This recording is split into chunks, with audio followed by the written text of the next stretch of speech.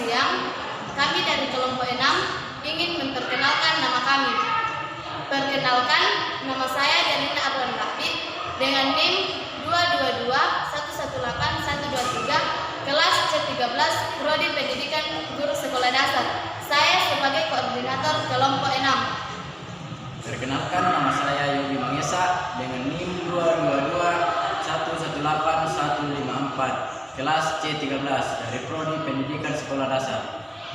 Perkenalkan, nama saya Esther Indas dengan NIM 222118155 kelas C13 dari Prodi PGSD. Ya, di sini saya akan menjelaskan tentang materi pendekatan pembelajaran. Ya, jadi pengertian pendekatan pembelajaran adalah ide atau prinsip cara memandang dalam menentukan kegiatan pembelajaran. Ada beberapa definisi pembelajaran.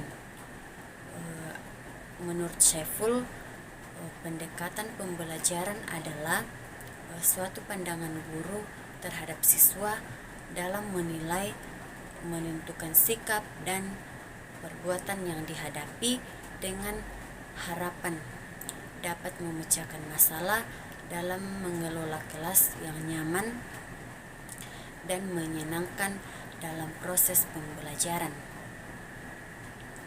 Yang kedua, menurut Syaifuddin, segala pendekatan pembelajaran adalah jalan yang akan ditempuh oleh guru dan siswa dalam mencapai tujuan instruksional untuk suatu instruksional tertentu. Yang ketiga, menurut Sanjaya, pendekatan pembelajaran dapat diartikan sebagai titik tolak atau sudut pandang kita terhadap proses pembelajaran. Istilah pendekatan merujuk kepada pandangan tentang terjadinya suatu proses yang sifatnya sangat umum.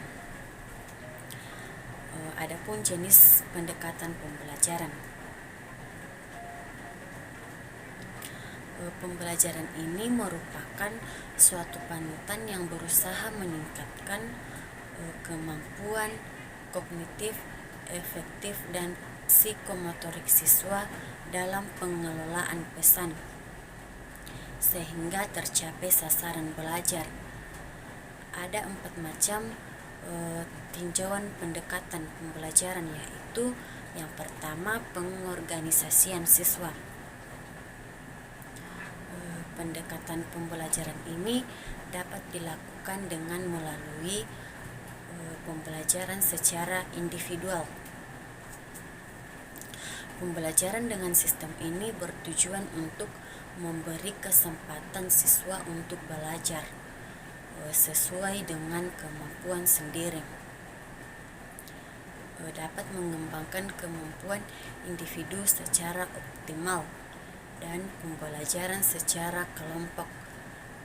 Adapun tujuan pembelajaran secara kelompok ini yaitu mengembangkan kemampuan memecahkan masalah dan mengembangkan sikap sosial, menciptakan kegiatan kelompok yang dinamis, dan juga mengembangkan kepemimpinan. Pembelajaran secara klasikal. Pembelajaran klasikal ini berarti melaksanakan kegiatan, yaitu pengelolaan kelas ini dilakukan dengan menciptakan kondisi kelas yang mementingkan terselenggaranya kegiatan dengan baik. Pengelolaan pembelajaran bertujuan untuk mencapai tujuan belajar dapat dilakukan dengan tindakan seperti membuat tata tertib di kelas, menciptakan suasana senang dalam belajar, memusatkan perhatian pada bahan ajar dan mengikut sertakan siswa belajar. Yang kedua, posisi guru siswa dalam pengolahan pesan. Penyampaian pesan oleh guru ini berupa strategi antara lain strategi ekspositori. Tujuan utama dalam pengajaran ekspositori adalah memindahkan pengetahuan, keterampilan, dan nilai-nilai tertentu kepada siswa. Strategi inquiry. Adapun tujuan dari model pengajaran inquiry adalah mengembangkan keterampilan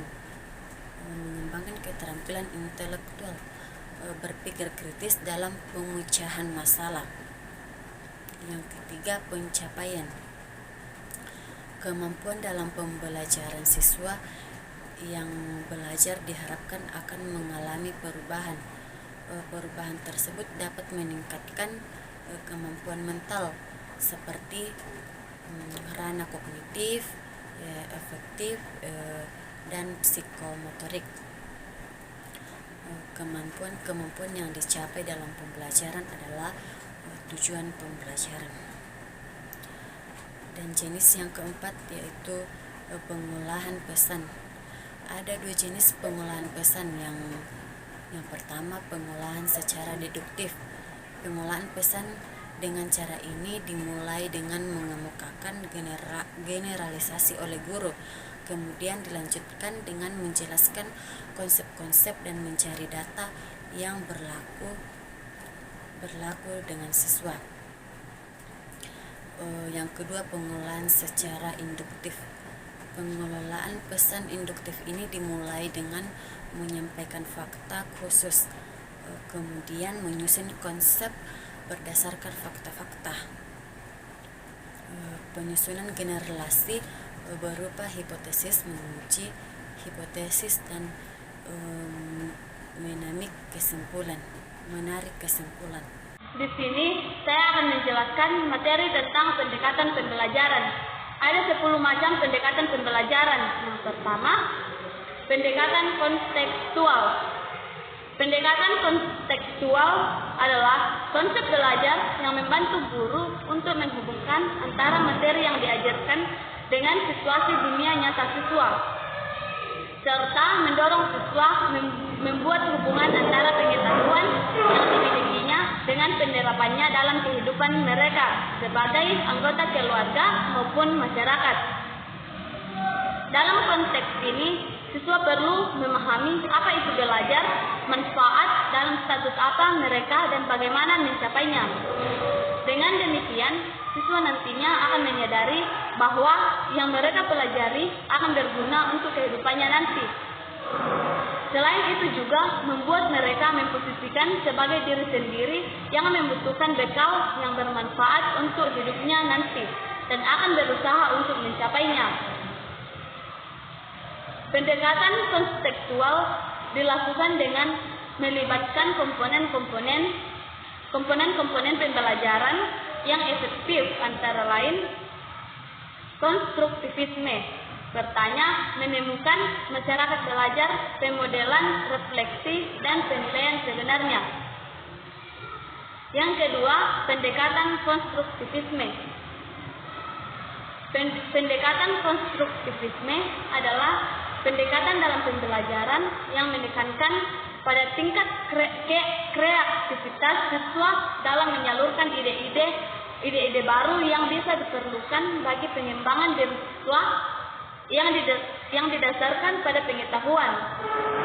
Pendekatan konstruktivisme pada dasarnya sangat penting dalam peningkatan dan pengembangan pengetahuan yang dimiliki oleh siswa, yang berupa keterampilan dasar yang dibutuhkan dalam pengembangan diri siswa, baik di dalam lingkungan sekolah maupun dalam lingkungan masyarakat. Peran guru dalam pendekatan konstruktivisme sebagai pembimbing dan pengajar dalam kegiatan pembelajaran. Maka dari itu, guru lebih mengutamakan keaktifan siswa. Selain itu, guru juga memberikan kesempatan kepada siswa untuk menyalurkan ide-ide baru yang sesuai dengan materi yang disajikan untuk meningkatkan kemampuan siswa. Pada intinya, pendekatan konstruktivisme lebih mengutamakan pengalaman langsung dan keterlibatan siswa dalam kegiatan pembelajaran. Konstruktivisme menekankan kontribusi pembelajar dalam memberikan arti serta belajar sesuatu lewat aktivitas individu dan sosial. Yang ketiga, pendekatan deduktif. Pendekatan deduktif adalah pendekatan yang memakai logika untuk menarik satu atau lebih kesimpulan berdasarkan suatu premis yang diberikan. Dalam sistem deduktif yang kompleks, peneliti bisa mengambil lebih dari satu kesimpulan. Metode ini sering digambarkan sebagai pengambilan kesimpulan dari sesuatu yang umum ke sesuatu yang khusus. Pendekatan deduktif merupakan proses penalaran yang berawal dari keadaan umum dan keadaan khusus sebagai pendekatan pengajaran yang berawal dari menyajikan aturan, prinsip umum dan diikuti. Contoh-contoh khusus untuk penerapan aturan prinsip umum ke dalam keadaan khusus. Pendekatan deduktif ditandai dengan pemaparan konsep, definisi dan istilah-istilah pada bagian awal pembelajaran. Pendekatan deduktif dilandasi oleh suatu pemikiran bahwa proses pembelajaran akan berlangsung dengan baik apabila siswa sudah mengetahui wilayah persoalannya dan konsep dasarnya. Yang keempat, pendekatan induktif. Pendekatan induktif menyimpulkan permasalahan dari hal-hal yang bersifat khusus. Metode ini sering digambarkan sebagai pengambilan kesimpulan dari sesuatu yang umum ke sesuatu yang khusus. Pendekatan induktif menekankan pada pengamatan terlebih dahulu, kemudian menarik kesimpulan berdasarkan pengamatan tersebut. Metode ini juga sering disebut sebagai sebuah pendekatan pengambilan kesimpulan dari khusus menjadi umum. Pendekatan induktif dimulai dengan pemberian kasus, fakta, contoh atau sebab yang mencerminkan suatu konsep atau prinsip. Setelah itu, siswa dibimbing berusaha keras untuk mensintetiskan, menemukan atau menyimpulkan prinsip dasar dari pelajaran itu. Mengajar dengan pendekatan induktif adalah cara mengajar dengan penyajian kepada siswa dari sebuah contoh yang spesifik, lalu dapat disimpulkan menjadi suatu aturan prinsip atau fakta yang pasti. Dengan data lain, pendekatan induktif adalah pendekatan pengajaran yang bermula dari penyajian beberapa keadaan khusus, lalu disimpulkan sebagai sebuah kesimpulan, prinsip atau aturan. Yang kelima, pendekatan konsep. Pendekatan konsep adalah pendekatan yang mengarahkan siswa untuk menguasai konsep secara benar dengan tujuan supaya tidak terjadi kesalahan konsep. Konsep sendiri dapat diartikan sebagai klasifikasi perangsang yang mempunyai ciri-ciri tertentu yang sama. Konsep ini merupakan struktur mental yang didapat dari pengamatan dan pengalaman. Pendekatan konsep adalah suatu pendekatan pengajaran yang secara langsung menyajikan konsep tanpa memberi kesempatan kepada siswa untuk menghayati bagaimana konsep itu didapat. Pembelajaran dengan memakai pendekatan konsep artinya siswa dibimbing memahami suatu bahasan lewat pemahaman konsep yang terkandung di dalamnya. Dalam proses pembelajaran itu, penguasaan konsep dan subkonsep yang menjadi fokus. Dengan sejumlah metode siswa dibimbing untuk memahami konsep. Yang keenam, pendekatan proses. Pendekatan proses artinya pendekatan pengajaran yang memberikan kesempatan kepada siswa untuk menghayati proses penemuan atau penyusunan suatu konsep sebagai suatu keterampilan proses. Pendekatan ini berorientasi pada proses. Pada pendekatan ini, peserta didik diharapkan benar-benar menguasai proses. Pendekatan ini penting untuk melatih daya pikir ataupun mengembangkan kemampuan berpikir dalam melatih psikomotor peserta didik. Dalam pendekatan ini, siswa harus bisa mengilustrasikan atau memodelkan maupun melakukan pencobaan. Evaluasi pembelajaran yang dinilai adalah proses yang mencakup kebenaran, cara kerja, ketelitian, keakuratan, keuletan dan bekerja dan lain sebagainya. Tujuan utama pembelajaran pada pendekatan ini adalah mengembangkan kemampuan siswa dalam keterampilan proses, seperti mengamati, berhipotesis, merencanakan, menafsirkan, dan mengkomunikasikan. Yang ketujuh, pendekatan open-ended.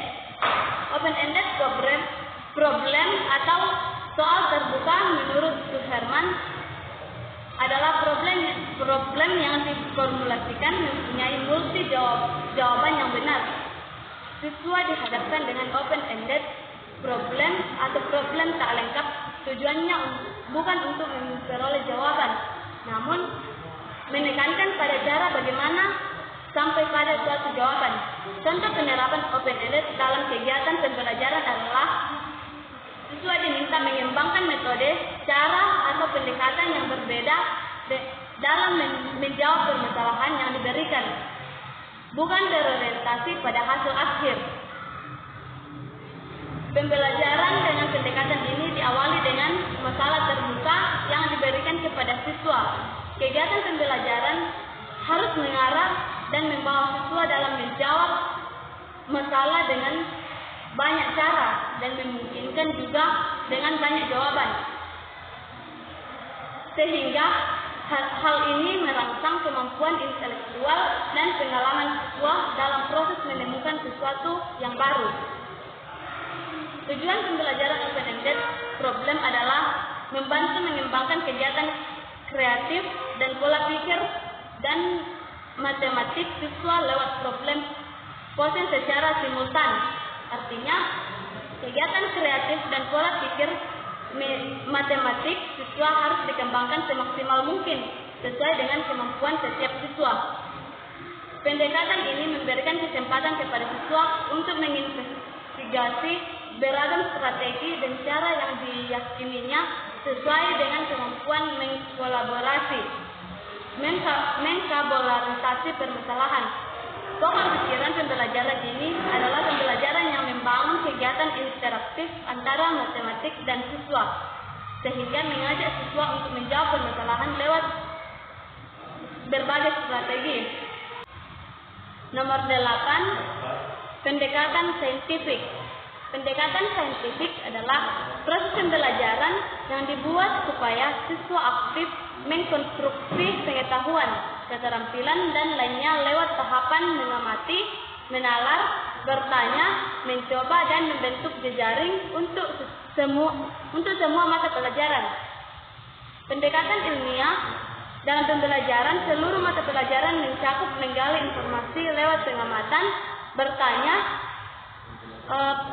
percobaan, lalu mengolah data-data atau informasi, menyajikan data atau informasi, dilanjutkan dengan menganalisis, menalar, lalu menyimpulkan dan menciptakan. Untuk mata pelajaran pada materi atau situasi tertentu, pendekatan ilmiah ini tidak selalu tepat jika diaplikasikan secara prosedural. Pada kondisi seperti itu, proses pembelajaran tentu saja harus tetap menerapkan nilai-nilai atau sifat-sifat ilmiah untuk menghindari nilai-nilai atau sifat-sifat non-ilmiah. Yang ke-9, pendekatan realistik. Pendekatan realistik adalah sebuah pendekatan pembelajaran yang berusaha menempatkan pendidikan pada hakiki dasar pendidikan itu sendiri. Menurut pendapat lain, pendekatan realistik adalah pendekatan yang memakai masalah situasi dunia nyata atau suatu konsep sebagai titik tolak dalam belajar matematika.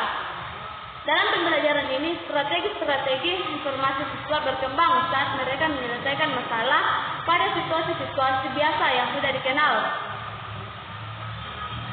Keadaan ini dijadikan sebagai titik awal pembelajaran pendekatan realistik. Pada pendekatan realistik ini, guru berperan sebagai fasilitator, moderator, atau evaluator.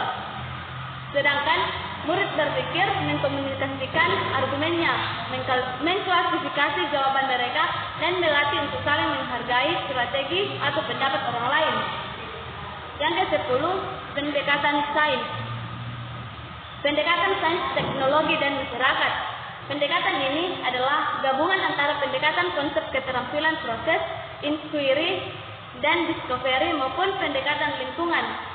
Sains teknologi masyarakat adalah pendekatan terpadu antara teknologi dan isu yang ada di masyarakat. Tujuan pendekatan ini untuk membuat peserta didik mempunyai cukup bekal pengetahuan sehingga dapat mengambil keputusan penting mengenai masalah-masalah dalam masyarakat dan mengambil tindakan sehubungan dengan keputusan yang sudah diambil. Filosofi yang mendasari pendekatan ini adalah pendekatan konstruktivisme, yakni peserta didik membuat sendiri konsep-konsep di dalam struktur kognitifnya berdasarkan apa yang sudah mereka ketahui. Tujuan dan fungsi pendekatan pembelajaran. Nah, berikut ini tujuan pendekatan pembelajaran di antaranya. Yang pertama, menjadi penilai sekaligus mengevaluasi hasil-hasil dari pembelajaran yang telah dicapai. Yang kedua, sebagai pedoman umum dalam menyusun tahapan-tahapan pada metode pembelajaran yang akan digunakan.